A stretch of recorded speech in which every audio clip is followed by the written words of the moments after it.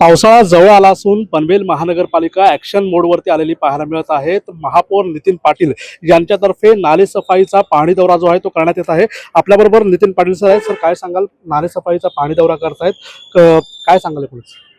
आम्ही 2 मे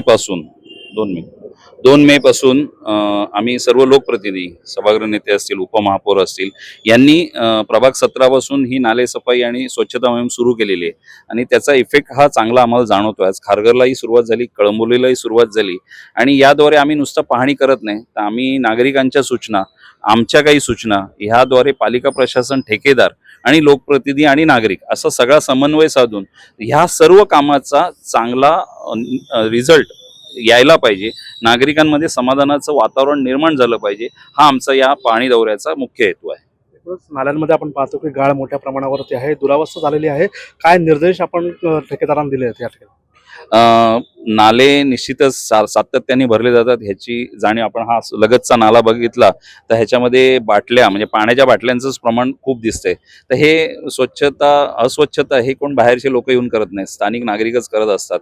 परंतु मी नागरिकांनाही आवाहन करतो की आपण सर्व ही अस्वच्छता निर्माण करताना आपण आपला परिसर स्वच्छ ठेवावा, अशी विनंती मी याद्वारे करतो. नाले सफाई आणि स्वच्छता ही पालिकेची निश्चितच जबाबदारी आहे, ती आम्ही पार पडू.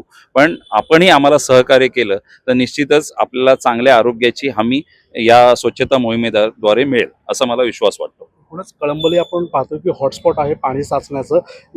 यंदाच्या वर्षी पाणी साचणार नाही, कशा प्रकारच्या उपाययोजना आपल्यामार्फत करण्यात येत आहेत? या इथे आम्ही जो होल्डिंग पॉइंट म्हणतो त्याची निविदा प्रक्रिया राबवलेली आहे. चं जे टेंडर गेल्या वर्षीपर्यंतचं होतं त्याला जरी आम्ही तात्पुरती वाढ दिली असेल तरी नव्याने आम्ही नवीन हॉर्स पॉवर, म्हणजे जास्त हॉर्स पॉवरचे पंपांची निविदा आम्ही लवकरच राबवत आहोत. त्यामुळे गेल्या वर्षी कमी प्रमाणात या इथे पूर परिस्थिती होती, तरी सुद्धा ती न व्हावी यासाठी आम्ही विशेष प्रयत्न करणार आहोत. पुढे आपण पाहतो की यंदा कळंबोलीमध्ये विशेष प्रयत्न करून पाणी साचणार नाही यासाठी प्रयत्न जे होताना आपल्याला पाहायला मिळतील. सिद्धेश म्हात्रे, LS मराठी, पनवेल.